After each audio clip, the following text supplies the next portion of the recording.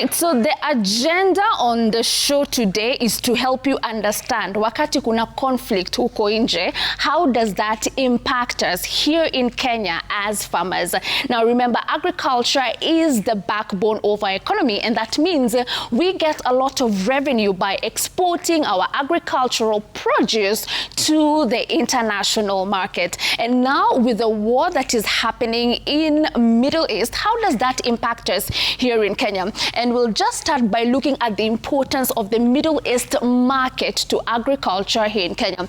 If you look at 2025, that is last year, Kenya and UAE got into an agreement, and that is what we are calling the Comprehensive Economic Partnership Agreement. Now, we came into this agreement in 2025, and it was presided over by the two presidents of the two regions. So we have President Ruto from Kenya and the president of UAE. Here we are talking about Sheikh Mohammed bin Zayed Al Nahyan. So the purpose of that agreement that we got into in 2025 is to amplify trade between the two regions and help in fostering our economic relationship. And that agreement was one of a kind. So tuliingia kwa hiyo agreement kuhakikisha that yes, we can trade together, and agriculture is part of the goods that we are trading with the UAE. So when we are breaking it down further, how important is UAE to our agricultural sector?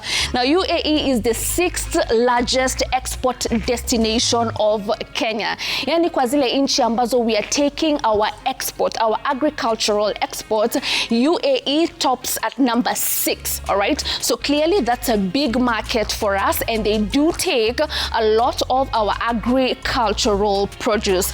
And I know somebody else is watching right now, anataka kujua zaidi, what exactly are we exporting to the UAE? So we are taking a lot of meat and meat products. Kama wakati huu msimu wa Ramadan, we know the Muslims will be enjoying a lot of meat. That is one of the main products that we export to the UAE. And there is more. We do have pineapples, avocados, mangoes, vegetables, flowers, and tea as well. Now, these are some of the products that we export to the UAE. Now, we are going to move further and look at what do we export to Iran. So for the longest time, tea has been one of the main commodities that we export to Iran. However, Kenya was suspended from exporting tea to Iran, and we are still in talks, renegotiating that, seeing if we will be able to export tea again. And this was because of some malpractices in the trade. So we are currently not yet exporting our tea to Iran, but Iran has been for the longest time a major buyer of Kenyan tea. So that is a very, very, very important market for our Kenyan farmers. We also do export coffee, we export spices and meat products as well to Iran.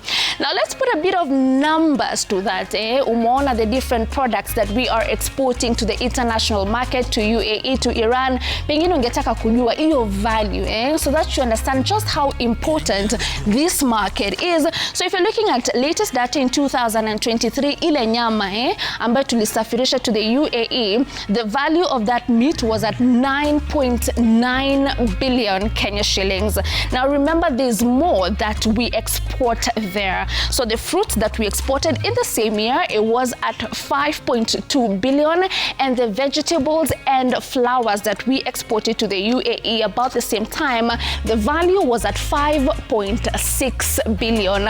Nyama takes the lead, that's at 9.9 billion, almost half of the total value of export that we export here from Kenya. So clearly, as you can see, UAE market, Iran markets, these are very, very important export destinations for us here in Kenya.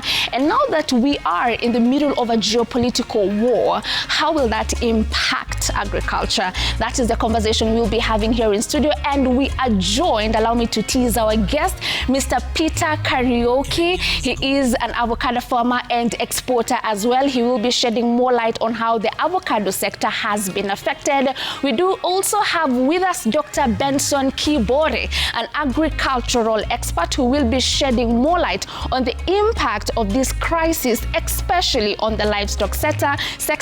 And also we do have Ellen Mudhama, Director, Novel Blooms Limited, and she is in the business of exporting flowers, coffee, and tea. How have we been affected in this season? She will also be shedding more light on that. Now, before we start our conversation, wacha tusikie maoni ya wakulima kidogo. Kuna wakulima pale Kajiado, livestock farmers who are already feeling the heat. Yani wanasema wanyama wao hawanunuliwi. That is not the case in the other times. So take a listen at what these farmers had to say. So tungelilia serikali kwamba KMC ingetusaidia sana, na hatuoni faida ya KMC kama sisi wafugaji wa ng'ombe wa huko Masaini ama Kajiado County. Hii ni soko kubwa sana katika Kajiado County, ndio integemeo. Ng'ombe saa hizi imejaa, lakini watu wa kununua hakuna. Soko letu ni hii ambayo sisi tunakimbilia hapa, tunanunua ng'ombe Tanzania na tunauza hapa. Lakini tunaona hii vita iliyotoka sasa hivi imeadhiri sana. Lakini ombi langu mimi, naombea serikali wa nchi zote aende kuomba msamaha, waachane kwa vile vita, kwa sababu sasa hivi sisi wote tumeumia. Tunanunua ng'ombe mingi, tunafanya biashara mpaka saa 11 na tunanunua mandume mingi na tunaiuza, na wanunuzi wale wanachinja ng'ombe na kupeleka huko Middle East walikuwa wakinunua ng'ombe mingi. Saa hii tunaanza soko saa 3 na saa 6 soko imeisha na hakuna ng'ombe imeuzwa. So tunaona hata pia sisi tunaathirika kwa sababu ya hiyo vita ya Middle East. All right, those are the views of some livestock farmers in Kajiado County. Wamesema huwa wanaenda soko normally by saa 6 biashara huwa imeisha. If you've traveled to any of these livestock markets, hata huko Isiolo, Samburu, by saa 6 they are done. Lakini huyu anasema saa hizi inafika hata hiyo saa 6 hawajauza mifugo. What is really happening in this sector? Na nataka tuanze na Dr. Benson Kibore. Kuna mkulima hapo innocently amesema tuombe msamaha. And that brings the perspective of wakulima wanaelewa hii mambo tofauti. Kuna mwingine anadhania it's up to us. There's something we can do right away to fix the issue. Daktari, huyo ambaye anadhania ni msamaha tunafaa kuomba alafu ng'ombe inunuliwe, hebu msaidie. Asante sana Ngina. Wacha tuseme ni mjibu mkulima kwamba hii vita hatukuanzisha na Kenya tumejipata. Yeah, we found ourselves in this war because of the connectiveness that we have with the rest of the world. Unapata kwamba ng'ombe zao huwa zinanunuliwa pale, nimeona pale Ilbisil, alafu zinaletwa kwa kichinjio, alafu zinachinjwa, most of these export slaughterhouses, alafu which is actually halal certified export slaughterhouses, alafu ndio zinaenda sasa kule nchi za inaitwa the Gulf, Middle East, yes. Kule UAE, kule Bahrain, kule Qatar, kule Oman, na Saudi Arabia. Right. Na kwa hivyo kwa sasa hivi kwa sababu kumekuwa na shida ya hii vita, ile airport ambayo imeathirika zaidi ni kule UAE. Yes. Ambayo Dubai, ambayo it is always the connecting point to the rest of the Middle East. Now, you know, the airport has been targeted a lot, and so most of the flights have kept off that route. So it means kwamba hata ile nyama ambayo inachinjwa hapa KMC haiwezi kufika pale kwa sababu njia ama safari za ndege zimefungwa. Right. So hiyo ndio tatizo la kwanza. So nataka tu nijibu mkulima niseme hii vita tumejipata pale ndani. Right. Na kujitoa ni hali tu ya kusema kwamba labda tutafute soko ingine ambayo itatuweza so that we can be able to move the meat, because every day there are, in this country we export over 600 million metric tons of meat. You can imagine the amount that we are doing. So the trade between us and the Gulf nations, Middle East, is around 700 billion Kenya shillings. You can imagine that is now at risk kwa sababu ya nyama, ya kahawa, ya maua, ya avocado, because hiyo manjia zote ambazo zingekuwa zinafika pale zimefungwa. Right. Yeah. At this point, should we be worried, Daktari? we should be worried. Okay. As a country. You know, our agricultural marketing policy inaunganisha sisi wote.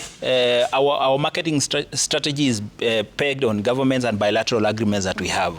Now, some of these are beyond the bilateral agreements that we signed. You know, we've signed one last year with UAE. We signed one in 2023 with Iran. We have signed with another one in Saudi Arabia. Ile haja yake ilikuwa ni kufungua soko pale. Lakini this is now beyond. And actually the international law itself, it's something, it's in the inevitable that actually can render the bilateral agreements unworkable in this era. Right. So ile kitu ambayo kama Kenya na kama the ministry is doing at the moment is to diversify in terms of the market. So if there is a whole problem within the Middle East, what other markets can we look for urgently? Because tunachuna kahawa kila siku, tunachuna chai kila siku, tunachuna flowers kila siku.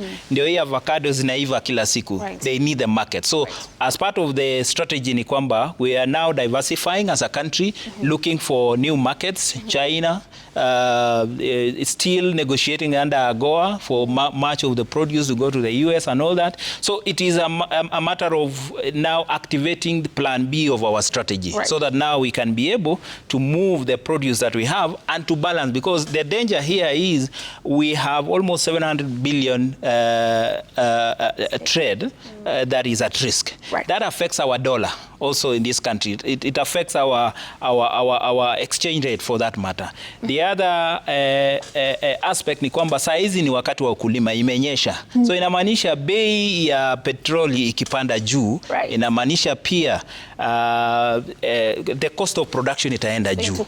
Fertilizer ni ile pale tunapata pale Middle East. Almost actually around 25% of our fertilizer come from the Middle East. So it means when there is no movement or ships now cannot cross the Strait of Hormuz, so it means that we are going to be affected in one way or the other. Right, so we are looking at a high cost of production. As is, it's already high. Wakulima wamekuwa akilia, cost of production is high, but with what is happening in the geopolitical space, the prices could go higher. Yes. All right, great. Thank you so much for that. And also you, a viewer, would like to hear your opinions. We'd like for you to contribute to our conversation today. Please feel free to send us an SMS on 22422 and we will be sampling your feedback as we proceed with the show. Now I'm going to come straight to Ellen Mudhama. Thank you so much for being with us here on the show today. And you major in the exportation of maua.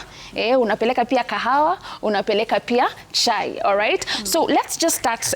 Ile wakati mambo iliharibika, ikasemekana kwamba now these airports closed, these flights, they are not going to be moving anymore. Ile maua ambayo ilikuwa on standby, ile kahawa ambayo iko next in line, it's supposed to be dispatched maybe tomorrow or the day after tomorrow.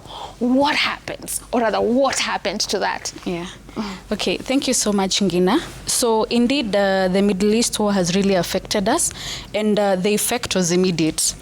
Nikianza na maua, you know that flowers are highly perishable, and they also depend so much on the cold chain facility, the temperatures. So the time they said that there is the closure of the air spaces, that means that ndege haziendi. So zile maua zilikuwa zimefika airport, where do we take them? We'll have to take them to cold chain facilities. For some of them, we had to reroute them back to the farms, because who are you taking them to? If the client was in Middle East, how will they receive the flowers? And you know, they are really time sensitive. So for flowers, the transit time should at least be a maximum of 72 hours. Right. So if the airspace restriction was taking, let's say, even 5 days, that means your flowers did not get there. And even if they get there, they're as good as dead, because sasa, the quality has been adversely affected. So that was for flowers. And also, once they reopened, sasa, the cargo capacity, the cargo space in the flights was also restricted, because all of you as exporters of flowers, you have the flowers, but the space is not there, because some of the flights, some of the carriers are not even going to those destinations.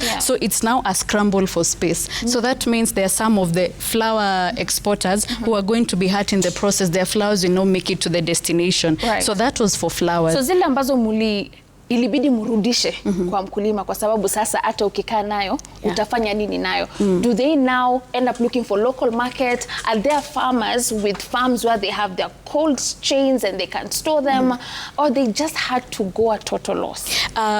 One of our partner farms was telling me that they had to turn the flowers to compost because you see also the consumption of flowers in Kenya isn't as good as you'd have maybe expected it to be. So hapana, and you know hata kununua maua it's on special occasions. Nacheka Patrick, Benson, bwana mnunui maua ona sasa. Sasa unapata sasa maua zinanunuliwa only on special occasions, talk of Valentine's, Women's Day, Mother's Day, etc. So during such a time where sasa flowers zimerudi, where does it go? Because our demand for flowers is so low in our country. So that means at times even having to dispose them, having to turn them to compost, which is a loss because even for us as exporters, you have to renegotiate the contract and agreements again with the buyers and tell them. Now, because in fact, they normally do advance payments. So, jumaua haifiki, that means either you do a refund or you agree when the flowers are going to be taken back. So, it was a whole pool of confusion for us. So, we are really hoping that everything is sorted, but in the meantime, we are in a state of confusion. We really want to know now what next for us. All right, great. So thank you so much for that, and it's very nice that you're highlighting mkulima ilibidi amegeuza hiyo maua yake into compost because now what? So sad. All right, so we are going to come back to you utuambie these are different types of flowers. All right, so in the export market hiyo UAE ambayo tunapeleka maua yetu, which variety is on high demand? Alafu ile state ambayo huwa inakuwa when it's being exported, is it when the petals are open, when the bud is closed? We'll be coming back to you on that, but so far asante sana kwa kutueleza masaibu ambayo mkulima wa maua anapitia. And now let's go to Mr. Patrick. All right, Peter. So Mr. Peter Karaoke. Yes. All right, so there is someone who told me, sahi ukiona mtu anakula avocado mpige picha. It's a fruit of the rich. It's a rich people privilege. And I'd like for you to talk to us. Yes, the season was finally opened for people to harvest and start exporting. And I'd like for you to tell us production yetu this particular season. Was it up to par? How did we perform as farmers? Okay, thank you so much, Ngena. Actually, this year, we have a very big problem of pasture mite. It affected most of the avocado trees in Kenya, and not also in Kenya. Actually, it's like in the whole world. I was in Nigeria the other day, and they still have that problem. So we have very low volumes of avocados this year. And it's the year that we thought that we'll make good money from avocados because when the volumes are low, the prices skyrocket. But now, see, the war has started.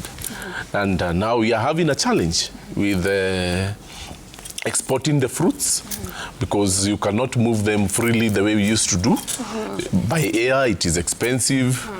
And now Iran, UAE has started cancelling their orders. So now it's like we had a lot of avocados. But anyway, I feel sad for my sister because the flowers, she cannot take them to Githurai. Sorry, but we can take our avocados to Githurai. So those are the conversations that you're now having. Kuingia pale Githurai, pale Marikiti, because now your market ni kama imefungwa kidogo. Yes. All right, so you've said the production, unfortunately, for this season was below par. Yes. And there has been a lot of concerns. Wakulima wanasema hii season walikutana na ile kitu inaitwa pasture mite. Yes. Ikaingia kwa shamba, matawi yote inamwagika chini, and then it affected the fruit. Is that the main reason why the production was bad, or there are other factors that have led us to this situation where the volumes are not as good as we're used to? Okay, one thing is pasture mite is a main cause, and also drought. We have had a lot of dry seasons, so we have not been having a lot of rain. So now the fruit numbers reduced per tree. But now we have rains, but still pasture mite is not going. So we need to get in how to fight it. because it is too much. Right. Yes. So the production is low. That is what you're noticing in the avocado sector. Alafu at the same time orders kutoka Middle East zimeanza kuwa cancelled. So inabidi wewe kama mtu ambaye ako katika hiyo sekta ya avocado uanze kupambana na local market, the Marikitis and the Githurai and all that. All right, thank you so much for shedding more light on that. With that, it's time for us to take our first break. When we come back, we will continue diving deeply into this conversation. We have the tea sector, we have the coffee sector, and as you can see, Iran and the Middle East are also big consumers of our tea and coffee. How have we been impacted, and how can we explore new markets? Tupunguze hii kitu ambayo tunaita concentration risk. That and more when we come back from this break.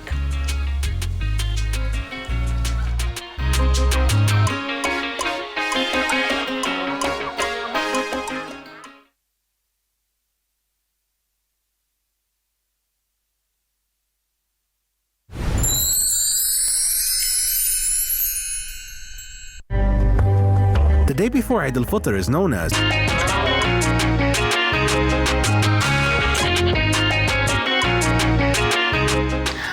Welcome back, and thank you so much for staying with us. Today on the show, we have dedicated it to understand how the conflict that is happening in Middle East, Iran, Israel is going to impact us here in Kenya as farmers. Our experts here in studio have shed light on how the avocado sector is being affected.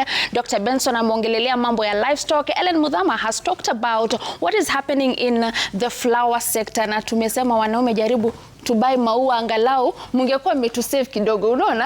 All right, so great. So let me just read feedback here that we have from Emmanuel. Anauliza how much is one avocado. Alafu kuna mwingine pia anauliza mambo ya mafuta ita affect aje agriculture. All right, Dr. Benson had explained that when it comes to the cost of production.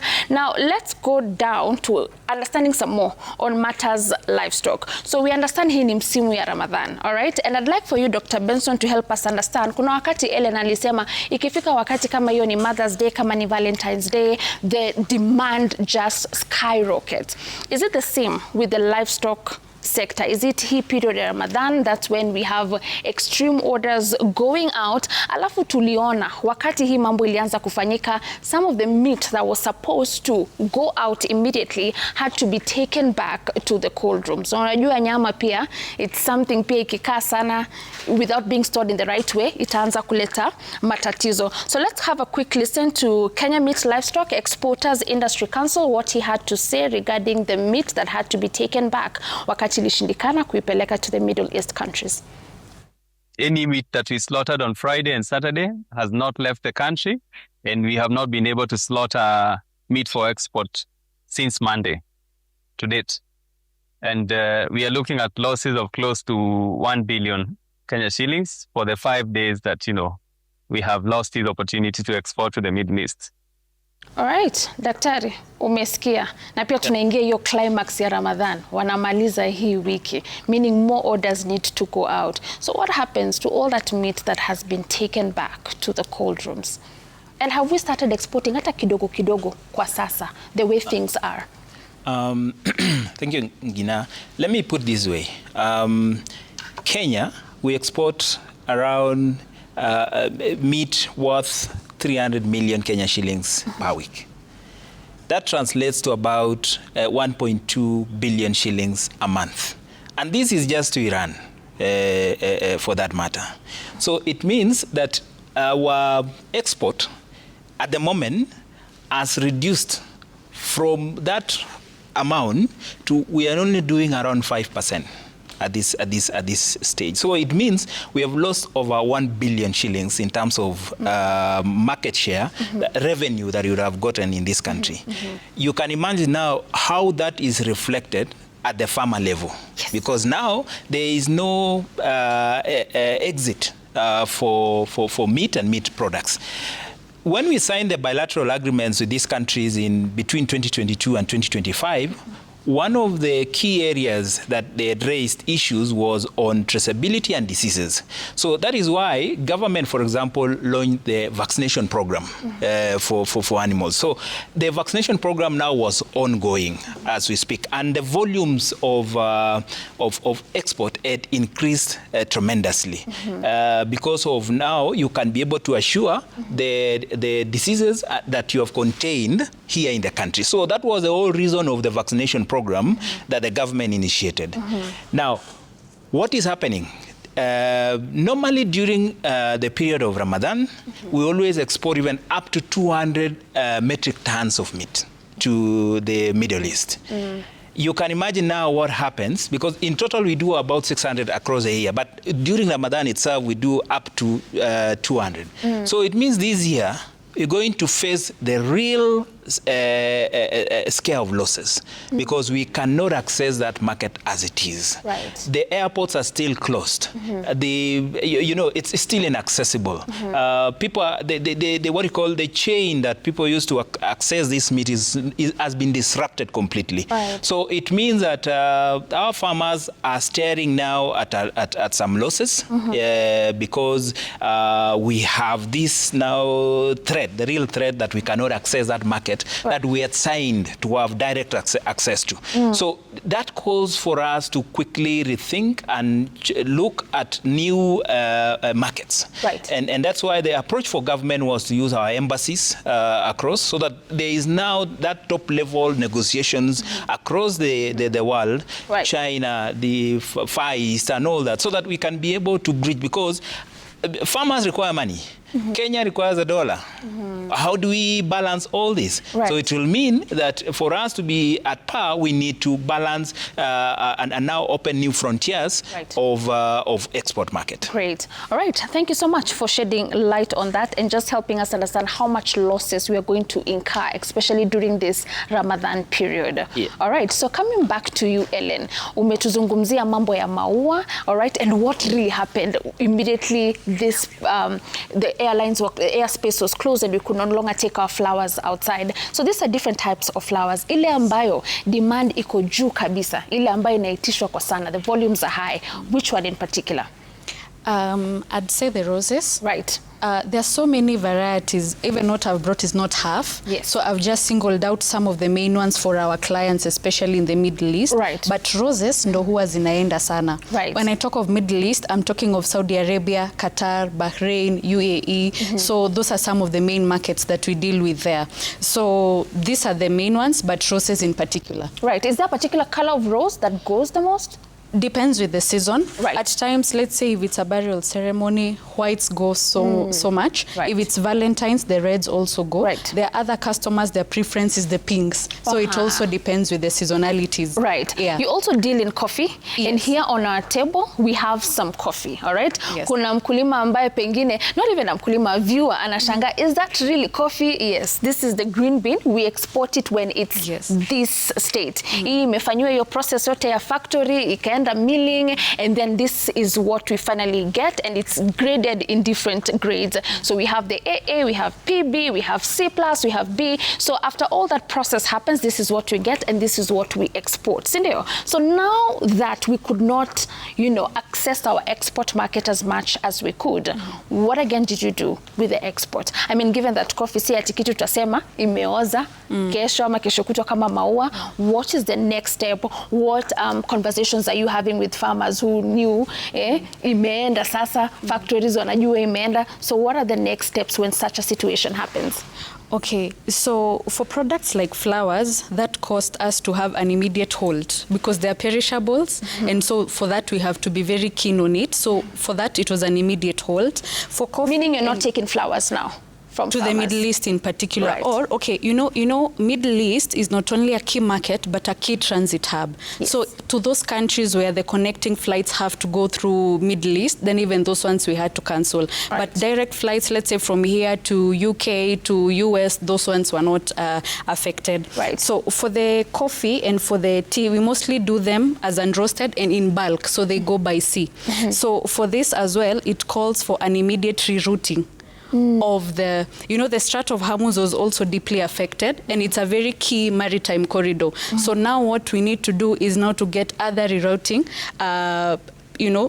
cargo maritime spaces for that. So for this, and that can also say an additional maybe 10 to 14 days. So if something was to get there in 30 days, now this, we are talking of maybe another 40, 45. So that also really affected us. But rerouting is what we have to do, especially if the cargo was already en route, you have to now get some.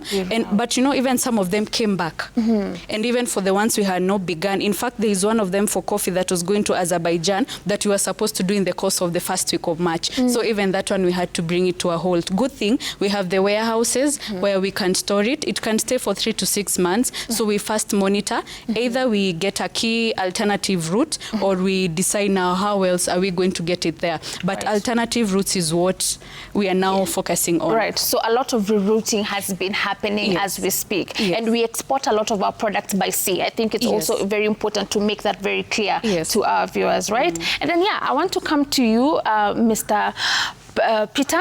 All right, so when we are talking about export quality, na hata naona watu wengi sana wanauliza mambo ya avocado, kwani bei ya avocado sahi ni pesa ngapi? Wanasikia mambo ya Perishable, kuna mtu ameuliza ngina what is Perishable? I'll be answering you shortly on that. Lakini tuoneshe, tushikie an export quality, ile ambayo ikifika pale accepted, alafu tushikie pia ile reject. Ndio mkulima ambaye anataka sasa kutarget ama aggregate ambaye anataka kuingia katika sekta ya ku aggregate and approaching the export market, ajue what is a tick and what is a X. All right, so show us from where you are.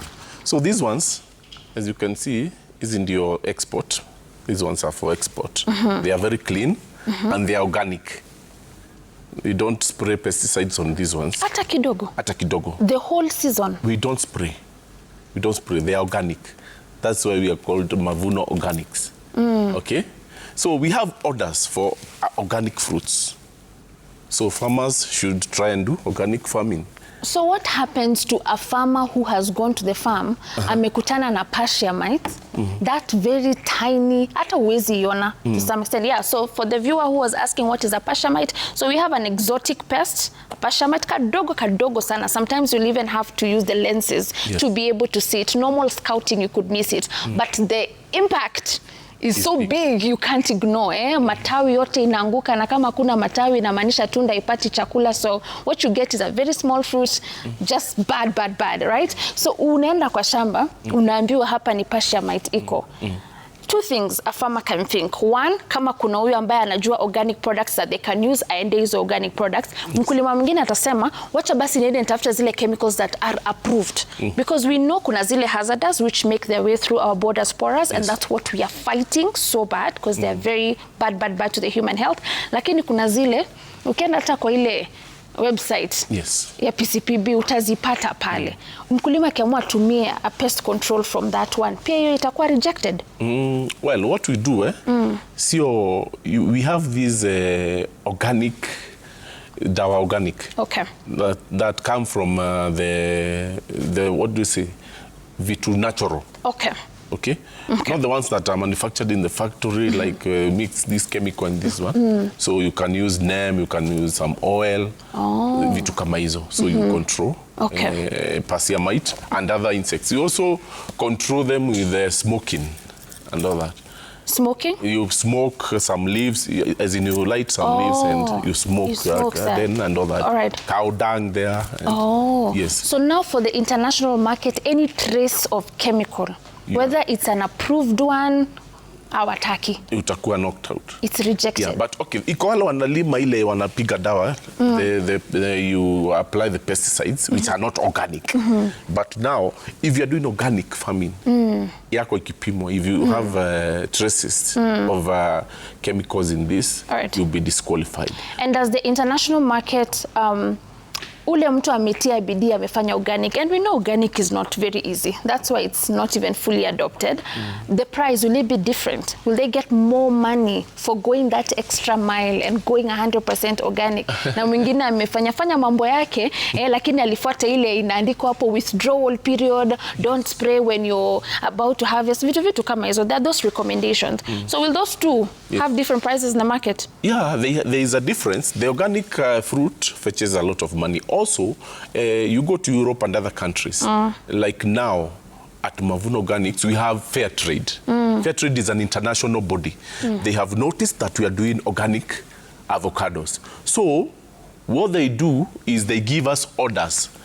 We have a lot of orders for organic fruits and a better price. Right. Even if the prices have not gone up very, very much, because people have not understood really what we mean by organic farming. Right. But in the near future, maybe we'll be having double the price.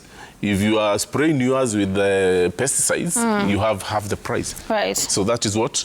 And also, it helps. If you don't spray those chemicals, you don't send away bees from your farm. Right. So you get that bees will come, do pollinations and all that. Yes, right. Yeah, so bees are very crucial, especially for fruits kama hiyo avocado. So when those others get rejected, kumekuwa na ile tatizo, they reject, it's brought back here, kwa sababu sisi hatuna standards, tunakula rejects. You tell us about that. So we are about to take, mbona sisi hatuna standards, ndo tunakula rejects. So I think we also need to start taking care of the Kenyan consumer, right? All right, so we want to connect with an agribusiness expert who is connecting with us all the way from the UK. Ako katika ile biashara ya kuimport different agricultural produce from different countries including Kenya. Tungependa sana kusikia from where he is. Tumesikia perspective ya experts ambao wako nao hapa kwa studio siku ya leo, and they are in Kenya. Lakini mtu ambaye ako pale UK na pia anategemea some of these produce that are coming from different countries, ameathirika kivipi? Eliud, are you there? Can you hear me? Eliud? All right. Okay, so we are having a small connection issue with Eliud, but once we are back from this break, we will be sure to speak to him to sikia hali ni gani. So yeah, stick around with us for that and more.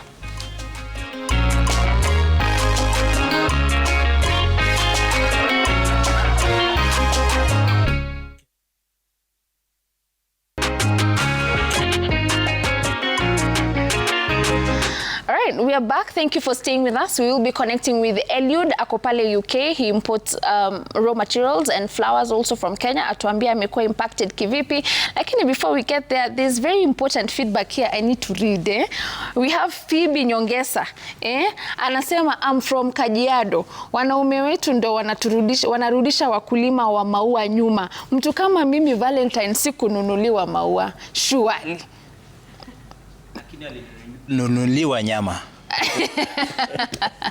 We need to, Phoebe, don't worry, just side chat me. I'll make sure you get some flowers from me. Alafu kuna mwingine pia anauliza, Angina, I'm George Musembi from Lariak. I'm asking if export is totally not proceeding or some is currently being exported. Kibore, have we halted completely ama kidogo tunatuma?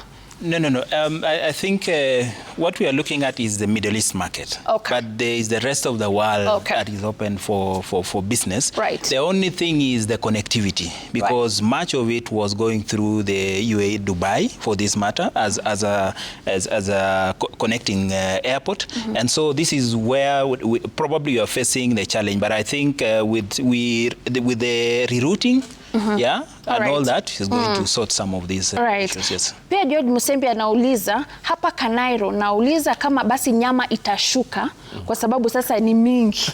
Ile ilikuwa iende imebaki hapa. Bei itashuka ama form ni ile ile. Do you see a direct impact on the cost? Basically, yes, because of course farmers require money in their pockets, and so animals are reaching maturity. It means also they at that stage of offtake. But as we say that with that, there's going to be a little bit of a challenge, but hopefully with the direction that the war is taking and the new diversification of market that is happening, I don't think there'll be much change, particularly in our country. Great, thank you for clarifying that. Sasa nataka tuzungumze kidogo tu na Eliud akiwa pale UK. Tumesikia wakulima wa kutoka hapa. Let's hear experts from there, wale ambao wanategemea hii raw material. Eliud, how are you? Good afternoon. It's 3 p.m. in your country. Pengine tu utueleze, in the process of importing products, agricultural products, in the midst of the geopolitical conflict, umepata changamoto yoyote? How has the situation been like for you? Good afternoon, Ngina, and thanks for the opportunity. Bado ni mapema hapa saa 9. I'm still at work. And let me go direct to the point. You have asked me about the impacts of this Iran and USA war. It has really impacted us in terms of productions, because we do import our flowers from entire world. We do import from Israel, we do import as well from Kenya, and we do import from USA and different countries. So for Kenya, actually I can say we do import 70% from Kenya, or I'll rather say 60% from Kenya. Now, most of these flowers we shifted from air freights to sea freights. So zilikuwa zinapitia Hormuz, this cargo zilikuwa zinapitia Hormuz. So when they closed that route, we end up having troubles, and that is why it has really impacted our production. Last week we were producing different bouquets for Mother's Day, but we had a lot of challenges because we didn't receive all the flowers. So I would say logistics is the main problem, and we all know that 33% of cut flowers from Kenya contributes to GDP, and the main problem now was logistics. And someone ameongelelea hapo hivyo raising of inputs. This it has impacted as well in terms of inputs, natural gas, nitrogen fertilizers. We all know that Kenya import natural fertilizers from Gulf countries. So farmers end up raising their prices, and we end up raising our prices from this side. So it has been challenged in UK to get flowers from Kenya, because tumekuwa tukitegemea ship. All right. Thank you so much, Eliud. I believe in that very short minute, he's expounded expansively the effect of the geopolitical war, logistic, cost, and clearly see hapa Kenya tunaumia peke yake. Even him being there in the UK, they're getting affected as well. Now on to some brighter news. Najua tumekuwa na huzuni, what happens, you know. But yeah, news that came in yesterday, and this was announced by the CS of Agriculture, Mutahi Kagwe. Alisema now, as from May 1st, our exports going to China will be duty-free. All right, so they've been in talks, tuliona wakianza hayo mazungumzo last year, and finally it's like we've reached a level of solid ground, tumeelewana. Ellen, you being in that space, this new market, are you seeing an opportunity there for our flowers, our coffee, our tea, and many other products? All right, so China is open. Now what? Are you seeing yourself there? And you can try give us that in 30 seconds. Okay. First is applauding the CS of Agriculture and Livestock Development, Mutahi Kagwe, for making it tariff-free. So flowers, we used to export to China flowers and coffee. Flowers used to attract a 4% tariff. Coffee and tea attracts between 6 to 25% depending on the product category. So now that the exemption has happened, it means we now gain a competitive advantage. The prices are now, we are going now to start even fetching good prices and profitability. And China's population stands at 1.4 billion and their consumer base is roughly 900 million. So you can imagine with such a massive population, if we direct our agricultural produce there, it can help to curb, the losses that we have faced from the Middle East sector. Great. Thank you so much for that. Dr. Benson, in 30 seconds as well, I know one of the things that you highlighted earlier on is on the importance of exploring new markets. Somehow it's our only savior for now. All right. So here is China. It's open, duty-free. We can take our products there. But what other key markets are you thinking can be potential for Kenya's agricultural produce? Ndio tupunguze hii concentration risk tuko nayo for particular countries. I think new markets are dependent on the certifications that we acquire. Normally, actually, anybody can buy anything you have across the world when you are competitively within the standards, the international standards that is approved. So one of the reasons that needs to happen largely is for avocado farmers, for tea farmers, for coffee farmers to largely employ and take up these certifications very seriously. We have, for example, in coffee, the EUDR certifications and all that, such that wherever of a situation that we have at the moment, we can be able to diversify as quickly as possible. Right. But I can tell you that within the government approach and the Kenya's marketing strategy for products, agricultural products, then you have now a lot to do with our embassies and on the bilateral agreements, especially on the bilateral agreements. Great. As we wind up in 30 seconds, Mr. Karaoke, kuna mtu anataka kujua ile avocado ambayo sasa export wanataka sana, variety ni gani na pengine pia umshikie aweze kuiona. So variety that is on demand in the export market. Okay, thank you. So all avocados was on a demand. The demand is high for avocados. So Hass is the main one. Hass avocado, followed by Fuerte. Then we have Jumbo. All right. Jumbo is the big ones that we used to have them in the farm. They are not grafted, okay?